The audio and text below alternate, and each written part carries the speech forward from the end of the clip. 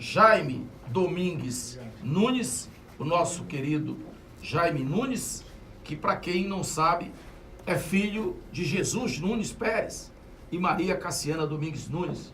Jaime ainda não chegou aos 60, mas já é um empresário bem-sucedido, gerador de emprego e rendas e que tem muito lastro de contribuição no campo social. Você, do ponto de vista da sua atividade profissional, é um vencedor, é um homem que gera empregos, é um homem ressabidamente simples. A gente encontra o Jaime no boteco, na rua, num jogo de futebol, na feira. Você é um homem que se fez simples, apesar de todo o sucesso empresarial, e que poderia, obviamente, desfrutar de tudo isso apartado do processo político. Mas você também é um jovem inquieto que viu a nossa geração, nós somos da mesma geração, ser estrangulada por um regime militar que não nos permitiu discutir política, porque isso era proibido na nossa idade. Agora não. O senhor deixa as suas empresas, entregue com segurança, e o senhor vem para a vida pública disputar mandato eletivo. O senhor agora quer mostrar que o Amapá que lhe deu o que o senhor tem, precisa que o senhor devolva para o Amapá através de inteligência, conhecimento e tudo mais. Como é que foi essa decisão? O que o senhor perguntava para a insônia e com que o senhor ia dormir quando pensava, será que eu vou, será que eu não vou? O que a insônia lhe dizia e quando o senhor dormia, com o que o senhor sonhava? Prazer recebê-lo. Muito obrigado, Carlos Lobato. Primeiramente, meu bom dia, Carlos. Bom dia ao professor Marcos. Bom dia ao Jardim. Bom dia aqui ao Silvio. Bom dia a toda a bancada. Meu especial também aqui, cumprimentos aqui ao meu presidente do PROS, aqui esse jovem vereador e que agora é pré-candidato a deputado federal, Acácio Favacho. Meu cumprimento também aqui ao meu presidente e vice-presidente do PROS Nacional, Moacir Bicalho. E aquilo, Lobato, como você colocou muito bem, que essa inquietação, ela nos move e que esse momento que o Brasil passa e o Amapá passa, essa renovação, essa necessidade de nós termos um novo, de ter uma nova política, uma nova estrutura de discussão junto com a sociedade, é que nos move a essa pré-candidatura ao Senado. É esse compromisso pelo Amapá. Todo esse legado de trajetória empreendedora, tá, com as empresas, com os sócios, com as famílias, com os colaboradores, com os clientes, nos credencia, sabe, a sair desse mundo privado, que é o mundo das empresas, e pegar toda essa experiência e nos passar agora para o setor público, sabe, contribuir, que eu acho que esse é o grande meu compromisso com esse estado, que eu amo tanto, que eu quero ver ele desenvolvido, quero ver melhor, estado pequeno, com 16 municípios, com menos de 1 milhão de habitantes, com problemas tão graves e com atrofiamento no seu desenvolvimento econômico e que nos leva, a repensar a gente com o compromisso de nos inserirmos na vida pública. Semana passada nós passamos aqui de segunda a sexta-feira discutindo a questão dos nossos setores de produção no Amapá. E a gente sabe que existe uma deficiência muito grande, principalmente no setor primário. E foi colocado aqui nessa bancada que se houvesse uma participação mais efetiva da bancada federal, nós estaríamos em uma outra situação.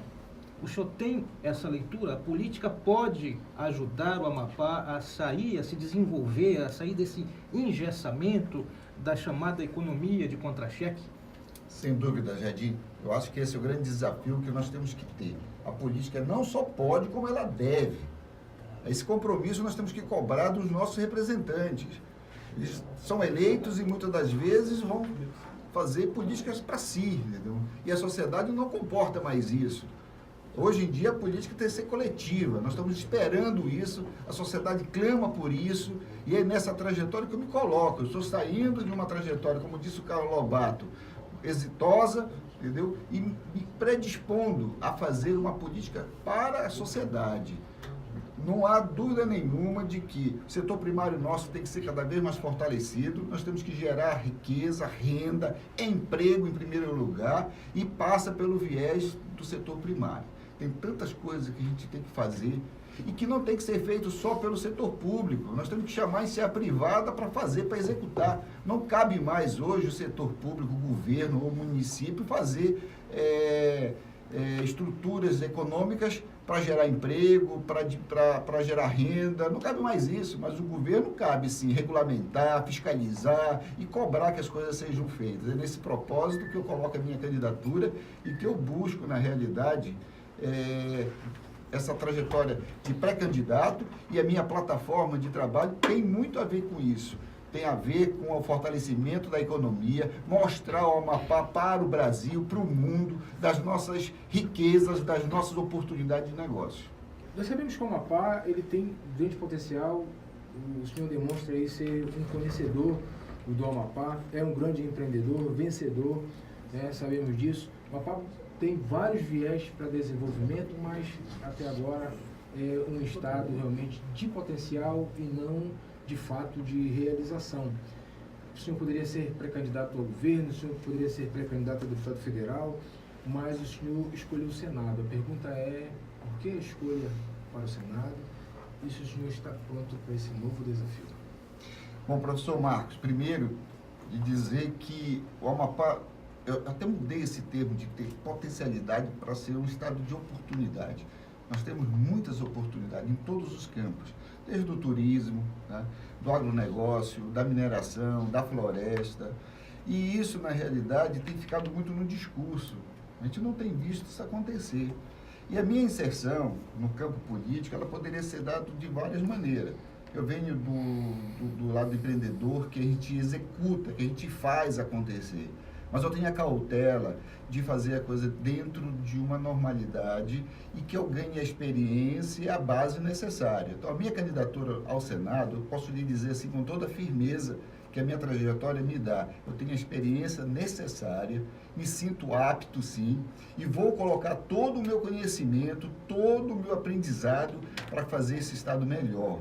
E só tem uma forma, é trabalhando, é fazendo acontecer. Parar de discurso muito bonito e fazer na prática isso chegar na população. Principalmente com emprego, trazer empresas para cá, mostrar as nossas oportunidades, mostrar o que nós temos de área de livre comércio, que muitas das vezes nem a nossa sociedade, nem o nosso consumidor sabe do que é uma área de livre comércio que nos dá benefício. Mostrar a Zona Franca Verde, a nossa posição geográfica, as nossas terras, as nossas florestas, de forma consciente, respeitando o meio ambiente e tendo todas as ferramentas que possam ser fiscalizadora e que possam fazer cumprir a legislação. Então, são tantas coisas que a gente escuta, que a gente espera, que a gente tem um anseio de fazer acontecer e que, na realidade, não acontece. Então, em resumo, estou apto, sim, tomei a consciência tranquila, tenho a certeza da minha trajetória, tenho um partido que me garante isso. O PROS é um partido que tem me mostrado a seriedade, tem me dado a tranquilidade. Tá? Eu tenho um presidente aqui que está caminhando junto comigo, também numa pré-candidatura a deputado federal, e nós vamos buscar fazer uma política do novo, da renovação, da transformação. A sua biografia ela é irretocável, né? Como empreendedor, como um homem vitorioso no Amapá. Mas as pessoas conhecem pouco do político Jaime Nunes. Eu queria saber o que você pensa sobre essa questão da crise que a gente vive hoje, porque paralelo à eleição no Amapá, nós temos uma eleição para presidente da República. E isso vai ser decisivo para os destinos do país. Como é que você vê a eleição presidencial? Com otimismo, com pessimismo, com preocupação? Quando você olha para o Brasil, qual é o sentimento que te toma? Silvio, primeiro, o Brasil é muito forte. O Brasil tem passado por crises acentuadas, essa última agora, onde se envolveu a crise política, a crise econômica. Nós tivemos eu diria assim, uma transformação muito profunda, recentemente agora com a crise do caminhoneiro, e vejo que as eleições elas são necessárias para uma renovação, para uma análise dos nossos representantes. Acho que a sociedade, principalmente o eleitor agora, ele vai ter que fazer uma escolha cada vez mais de qualidade, uma escolha cada vez mais de compromisso, de quem realmente quer trabalhar pela sociedade, pelo Estado, pela melhoria da população. Os serviços públicos precisam ser mais eficientes, precisam ser mais econômicos. Nós precisamos, o Estado do Amapá mesmo passa por uma necessidade muito grande de investimento e de modernização. Assim como a iniciativa privada já mostrou que foi fazendo e que chegou ao nível de eficiência e de modernização, O Estado também precisa fazer isso. E acredito muito nisso, é um momento necessário para que a sociedade possa escolher os melhores representantes para a Câmara Federal, para o Senado, para o governo, para a Assembleia Legislativa.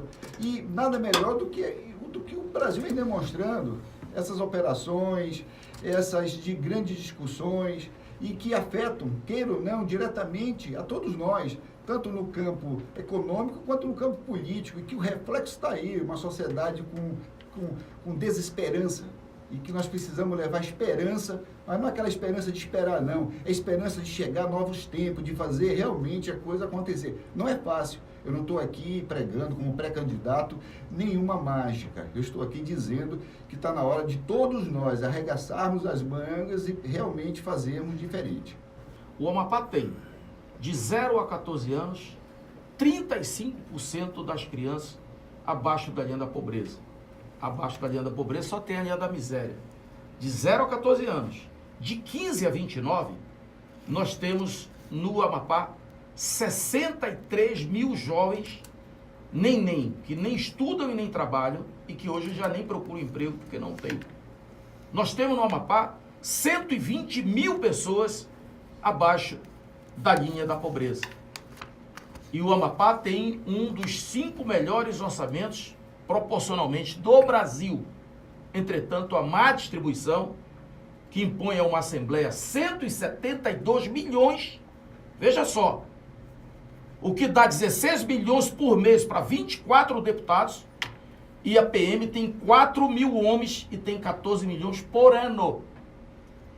Esse é o retrato do Brasil. O Amapá é apenas um recorte. Senador Jaime, eu sou investido do mandato. O que o senhor dirá na tribuna do Senado para que o Brasil encontre um caminho diferente desse, onde nós parecemos a Índia, onde os brahmanes são as castas privilegiadas e o povo apenas a poeira do sapato dos privilegiados? O que dizer para que o Amapá reduza esse índice de 21,5% de desemprego, o maior do Brasil? O que dizer? Você que gera emprego, você que conhece essa demanda como poucos, porque tem especialidade, porque é do setor. Sem dúvida, Carlos. Eu acho que esse é o grande desafio. Essa mudança de comportamento, essa estrutura que hoje realmente ela é perversa. Você deu uma demonstração aí de orçamento de Assembleia, que não é algo exclusivo do Estado do Amapá, Sim, é algo da nossa, do retrato brasileiro. Esse compromisso do eleitor hoje, analisar com a profundidade que requer, né? A representação, tanto no Senado quanto na bancada federal, ela é necessária, porque não vai se discutir renovação ou mudança de comportamento se nós não tivermos os compromissos dos eleitos.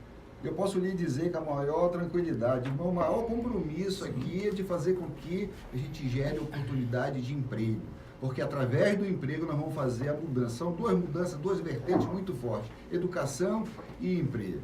Agora, nós temos 70 mil desempregados no Amapá. Como gerar emprego público para 70 mil? Impossível. Não há como gerar emprego público. A curto prazo. Nem a longo prazo. Público vamos não, ser, vamos ser não, realistas. o público está correto. Entendeu? E eu estou colocando aqui nas 3 esferas, Sim. federal, estadual e municipal. Sim. E como é que nós vamos atender esses jovens aí, que você acabou de relatar, os de neném, os que estão saindo das faculdades, das universidades, que os pais fazem um sacrifício enorme de pagar uma mensalidade na expectativa e na esperança de que esses filhos, quando se formem, entendeu? Eles tenham uma oportunidade de trabalho. Como fazer isso? Se nós não inovarmos, se nós não buscarmos, empresas, se nós não buscarmos as oportunidades geradas no estado do Amapá, nós vamos ficar discutindo eternamente a redoma do emprego público. Nada contra. Eu acho que vai acontecer a renovação natural, mas nós temos que criar canais de oportunidades, buscando justamente as nossas riquezas de forma correta e séria. Então, não vejo muito se nós não tivermos a participação do eleitor no pleito. sabe, analisando cada candidato a deputado estadual, cada candidato a deputado federal e ao Senado. E ao governo também, buscando fazer com que esse compromisso, aquilo que eu disse no início aqui, a bancada, ela não seja mais individual, mas ela seja coletiva. E essa conscientização nós temos que passar para o nosso eleitor, viu, professor Marcos? Nós temos que passar para o nosso eleitor. Não podemos mais ficar com discurso, com projetos que não levam a nada. É uma discussão, sabe, atrofiada que tem levado o estado do Amapá a um atraso muito grande. E aí um desequilíbrio orçamentário, como você mesmo colocou, que isso é reflexo de todas as assembleias do Brasil inteiro, ter visto o Rio de Janeiro, ter visto São Paulo, são grandes, Minas Gerais, são grandes estados que vivem a mesma situação. Em 2010, disseminou-se o boato de que se o Jaime fosse eleito junto com o Lucas, as Casas Bahia não viriam para o Amapá. Isso teve um prejuízo enorme na eleição e a chapa acabou não se elegendo. Você está pronto para enfrentar esse tipo de ataque e outras armadilhas que podem ser colocadas no seu caminho nessa caminhada? Silvio, essa é uma trajetória que eu já passei uma régua e já esqueci para trás. Mas o fake news ele é presente. Hoje a política é uma política dinâmica, a curto prazo, e que você tem que dar respostas imediatas. Quando houver qualquer fake news, você tem que responder logo de forma imediata. Nós montamos uma equipe bem estruturada, que está preparada para responder todos esses ataques. Não podemos mais permitir que uma mentira sobreponha a verdade, que isso seja induzindo toda uma comunidade, todo um estado a um atrofiamento. É aí que eu vejo que é o momento político da gente saber escolher o nosso representante. Coloco o meu nome para ser avaliado, para ser analisado, a minha trajetória, e a minha trajetória é transparente, muito transparente. Então, não podemos mais permitir que nenhum fake news, a nenhum candidato possa prevalecer. Para isso, a resposta tem que ser imediata. E faz parte hoje, mais do que nunca, das redes sociais. As pessoas têm, sem checar as informações, repassam as informações e depois querem se desculpar, achando que aquilo ali é porque repassou de um grupo. Eu sempre digo, chequem primeiro, confirmem primeiro, para depois repassar as informações. Então, esse é o momento. O próprio TSE está preocupado com isso, o TRE local também está preocupado de acompanhar todos esses fake news, principalmente no campo político, porque vai acontecer muito, e se sabe disso. É aquilo que diz Carlos Lobato, mentira tantas vezes divulgada, ela se torna uma verdade. Mas o nosso eleitor, a nossa sociedade está atenta. O que está acontecendo a nível de Brasil hoje despertou, sabe, para a nossa consciência, uma consciência mais crítica, mais amadurecida, e ele sabe dar o direcionamento. Infelizmente, existem pessoas ainda que se aproveitam dessas mentiras para se sobressair, para se firmar, tanto no campo político quanto no campo empresarial, e isso nós temos que repudiar e eliminar. Como conciliar o desenvolvimento do Estado, olhar para frente com o contexto do meio ambiente, senhor? Bom, primeiramente a gente tem que dizer do respeito ao meio ambiente. Nós estamos contra aquilo que agride o meio ambiente, tá? Eu não defendo nenhum tipo de desenvolvimento que agrida o meio ambiente. Por outro lado, nós estamos vivendo uma era tecnológica. Saber hoje fazer a exploração de forma correta, tá?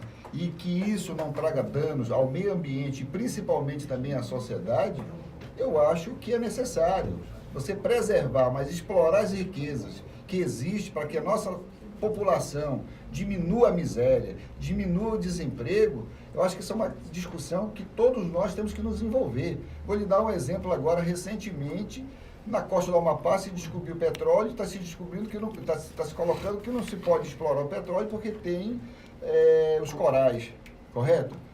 Por que não pode? Será que é só na costa do Amapá? Vamos buscar a exploração consciente, vamos buscar a preservação, mas vamos também explorar nossas riquezas. Nós temos uma floresta aí todinha que está sendo preservada, enquanto a nossa população está vivendo nas ressacas. Nós temos que buscar as nossas compensações, quer seja a nível nacional ou internacional, para manter as nossas florestas aqui intactas. Eu sou a favor do desenvolvimento, sabe, com responsabilidade, com a preservação que é necessária. A legislação está aí, tem que ser cumprida a legislação e nós temos que fazer com que esse desenvolvimento aconteça. Não adianta nós ficarmos discutindo, dizendo que nós temos oportunidade, que nós temos um Estado rico e nós vivendo na miséria, no desemprego, entendeu? E nós ficando nessa mesmice. Eu tenho colocado para os ambientalistas, nós precisamos sentar na mesa, buscarmos o caminho conjunto, respeitando tudo isso. O que não pode é haver atrofiamento e o caos social e o ônus da sociedade. Isso que a gente não pode mais aceitar. Vários estados criados na região norte a partir de 88 dispararam na nossa frente. E hoje comemoram aí os seus 30 anos, comemoram com uma economia forte, a exemplo do Tocantins, que tem a economia mais forte da região norte, industrializado e tudo mais. Eu pergunto ao senhor, o que faltou para o Amapá comemorar esses 30 anos com uma economia forte também, a exemplo desses outros estados? Jardim, primeiramente faltou planejamento, na realidade. O nosso território, recebia, na realidade, muitas benécias do governo federal e todos nós achávamos que isso continuaria. Isso tinha prazo de término. Na transformação de território para Estado, esquecemos de criar as bases econômicas e de desenvolvimento. Criamos toda a estrutura política, administrativa que o Estado precisava, mas esquecemos de planejar o futuro. E nós estamos vivendo esse futuro hoje. E é por isso que o Estado do Amapá tem um atraso. O que nós vamos fazer a partir de um mandato, tá? Não só eu, mas todos que estão se predispondo a esse momento novo na política, é planejar o futuro. Nada se constrói no presente, o que nós estamos fazendo hoje reflete daqui a 4, 10 anos. Então nós estamos vivendo ainda o que foi projetado lá atrás. Estados como o Nordeste, que saíram da miséria, do atraso, e que trilharam o caminho do desenvolvimento com a discussão da sociedade, com a classe política, envolvendo todos e cobrando a responsabilidade de todos, estão aí vivendo caminhos de desenvolvimento. Não deixa de não ter problemas. Sim. Tá? Problemas existem de todas as ordens, de todas as naturezas. O que nós temos que fazer hoje, eu acho que é um grande chamamento para a nossa sociedade, é discutirmos isso. A sociedade tem que sair, eu acho que essa inquietude que o Carlos Lobato me colocou no início aqui da minha apresentação, é que me move a sair do meu estado, sabe, de conforto e vir me colocar à disposição a trabalhar pelo Estado. Mas é trabalhar mesmo na íntegra, não é trabalhar de enfeite ou de status de senador, de deputado ou de governador. Nós temos que arregaçar as mangas. O Estado do Amapá está com toda a legislação, está com todas as bases prontas, mas precisa haver aplicação disso. Nós precisamos colocar em prática. E aí nós temos que fazer um grande chamamento, nós temos que pegar as nossas potencialidades existentes aqui no Estado do Amapá, em todos os campos, Camaroeiro, como disse o professor Marcos, como diz o deputado Paulo Lemos aqui, eu tive a oportunidade de 2 ou 3 vezes conversar com ele e de dizer, uma pessoa comprometida com esse desenvolvimento, dizer, vamos se juntar, independente da cor partidária. Eu acho que está na hora da gente acabar com isso. Vamos se juntar, vamos realmente fazer acontecer, vamos diminuir o sofrimento da nossa população, vamos gerar mais emprego, vamos fazer mais renda, vamos melhorar o nosso Estado. É isso, não tem muita mágica, não tem muita essência, não tem muita... Muito papo furado. Muito papo furado, perfeito, Carlos. Jaime, você vem com um discurso de desenvolver o Amapá, de gerar emprego, de gerar renda, e isso o eleitor quer ouvir, exatamente por conta desse momento de depressão que vive o país. As suas ideias, hoje, elas se alinham com qual candidato que concorre ao governo, já que a chapa ao Senado precisa, a candidatura ao Senado, ela precisa estar ancorada numa candidatura ao governo. Com qual dos candidatos que estão postos hoje, as suas propostas mais se identificam? Veja bem, a minha vida ela tem sido, na realidade, trilhada justamente com esse compromisso, sabe, de desenvolvimento, e a minha plataforma de campanha e de compromisso ela vai dar essa continuidade. E os 3 candidatos postos ao governo aí, o PROS está discutindo, está buscando realmente ter o entendimento. Nós estamos aqui hoje com o vice-presidente, que é o Moacir Picalho aqui, nessa grande discussão partidária, alinhando aqui a nossa trajetória, porque há necessidade, sim, de uma candidatura do Senado ser alinhada a uma candidatura de governo, né? E a gente tem discutido isso e nós vamos buscar, ainda esse mês agora, termos a nossa posição dentro dos candidatos ao governo. Mas o que a gente tem visto aqui hoje, dentro dos candidatos que se predispor a disputar o governo, o próprio Davi já está bem definido, com as duas candidaturas de Senado. O senador Capiberibe, que vem disputar também o governo, já tem uma candidatura de Senado bem colocada, e nós estamos discutindo com o governador Valdez, dentro da verticalização partidária, as duas candidaturas. Mas não existe a possibilidade de a gente também estender essas discussões a outros partidos. Há um entendimento por parte do político que é necessário, sim, essa união de ideias para virar o jogo em relação ao Amapá? Professor, essa questão não é uma questão de necessidade, é uma questão obrigatória. Acho que quando você está na trajetória de campanha política, você está com as ideias, você está discutindo todas as possibilidades. Depois que passa o pleito, nós temos que ser maduros, responsáveis, sentarmos na mesa, buscarmos cada um cumprir aquelas promessas que foram ditas em campanha. Não há mais condições, o Estado não suporta mais as divergências. E eu tenho colocado isso na minha trajetória política. Tanto é que hoje, para o lançamento da minha pré-candidatura, eu tenho ligado a todos os candidatos, aos pré-candidatos ao Senado, convidando eles a participarem. Eu fui convidado a participar de vários lançamentos de pré-candidaturas ao Senado. Eu acredito muito que, independente do partido, da ideologia, da cor, a gente tem uma coisa muito maior, que é o Estado do Amapá, e que nunca foi discutido, se busca trabalhar individualmente. E eu vejo que é um momento que a sociedade clama, que o Amapá necessita e que a gente precisa, sim, discutir de forma o presente para o futuro ser melhor. Nós temos hoje uma política mergulhada em escândalos, políticos presos, denunciados, investigados, e na outra ponta nós temos um eleitor desiludido com tudo isso. E esses percentuais de desilusão, vamos dizer assim, eles já se mostram presentes em algumas pesquisas. Eu lhe pergunto, o que o senhor diria para esse eleitor que não acredita mais na política brasileira? Eu diria para você, Jardim, e aos ouvintes aqui da tribuna da cidade, que é necessário sempre manter a crença, é necessário que a gente renove.